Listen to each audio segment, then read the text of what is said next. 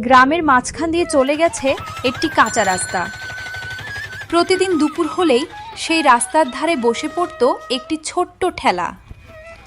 ঠেলাটার ওপর কাঠের চুলা জ্বলজ্বল করত, আর তাজা মশলার ঘ্রাণ বাতাসে মিশে চারদিকে ছড়িয়ে পড়ত।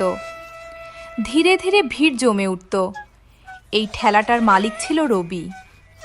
রবির বয়স ৩০-৩৫-এর মধ্যে। মুখে সবসময় একরাশ হাসি লেগে থাকত। ছোটবেলায় সে অনাথ হয়েছিল, কিন্তু তার মন এতটাই বড় ছিল যে পুরো গ্রাম তাকে নিজের ছেলে বলেই মনে করত। প্রতিদিনের মতো সেই দিনও এক বৃদ্ধা, যিনি সবসময় রবির প্রথম খদ্দের কাছে এসে বললেন, আরে বাবা, আজও কি সুন্দর গন্ধ। কিন্তু বলতো, আর কতদিন এভাবে ফ্রি খাওয়াবে সবাইকে? একটু রোজগার করিস না? রবি হেসে বলল, আম্মা, যতদিন প্রাণ আছে ততদিন এই ঠেলা চলবে। আপনি শুধু আশীর্বাদটা রাখবেন। ভিড় বাড়তেই থাকলো। ধনী গরিব, ছোট বড়, পাশে গ্রাম থেকেও মানুষ আসতো রবির চিকেন খেতে। সবার মুখে একটাই প্রশ্ন, এত কিছু ফ্রি কেন? সেদিন এক যুবক, নাম তার গোপাল, প্লেট হাতে নিয়ে বলল, ভাই, আজ তো রহস্যটা বলেই দাও। প্রতিদিন এত ভিড়, এত খরচ, সব তো নিজের পকেট থেকেই যাচ্ছে, তাই না? রবি মুচকি হেসে বলল। ভিড় হেসে উঠল। রবির কথার ঢং এমনই ছিল যে প্রশ্ন করা লোকও হেসে ফেলত। কিন্তু গোপালের কৌতূহল আরও বেড়ে গেল। সে ঠিক করল আজ রবির পিছু নেবে। সন্ধ্যায় ঠেলা খালি হয়ে গেল।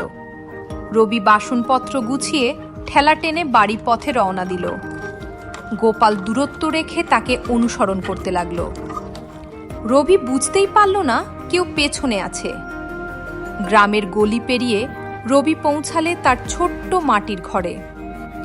ঘরের ভেতরে সাধারণ চুলা, কিছু মশলা আর হাতে গোনা কয়েকটা বাসন। গোপাল আড়াল থেকে সব দেখছিল। রবি নিয়ম মতো কাজ করছিল, বাসন ধোয়া, মশলা শুকানো, আর পরদিনের জন্য কাছের দোকান থেকে তাজা চিকেন আনা। কোনো গোপন মশলা নেই, কোনো লুকানো ধনও নয়, সবকিছু একেবারেই সাধারণ।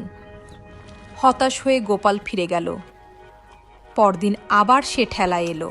ভাই, কাল রাতে তোর বাড়ি পর্যন্ত গিয়েছিলাম। রবি মুচকি হেসে বলল, ও, রেসিপি চুরি করতে গিয়েছিলি নাকি? না, জানতেই চেয়েছিলাম এত ফ্রি খাওয়াস কিভাবে? তোর তো কোনো লাভ নেই। রবি শান্তভাবে বলল, ভাই, এই রাত জেনে তুই কি করবি? ফ্রি চিকেন খা, পেট ভরিয়ে বাড়ি যা। একদিন তো বলতেই হবে। হ্যাঁ, সেই দিন আসবে, পুরো গ্রাম জানবে। কিন্তু আজ না, আজ শুধু খাও। ভিড় আবার হেসে উঠল। মশলার গন্ধ বাতাসে ভাসতে লাগলো। কিন্তু সবার মনে একটাই প্রশ্ন ঘুরপাক খাচ্ছিল, রবি এটা কিভাবে করে?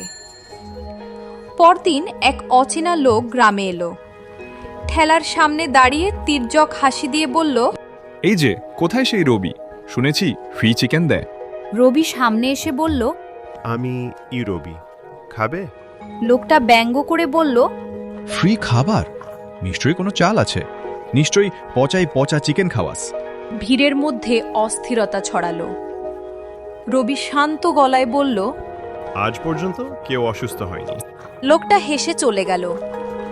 সন্ধ্যার মধ্যেই গুজব ছড়িয়ে পড়ল, রবির চিকেন খেও না, বিপদ হতে পারে। রাতে রবি চুপচাপ ঘরে বসে রইল। একজন খদ্দের এসে বলল, ভাই, কাল কেউ আসবে না।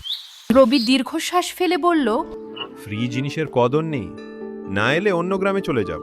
সারা রাত সে ঘুমোতে পারল না। শেষে ঠিক করল কাল সব সত্য বলবে।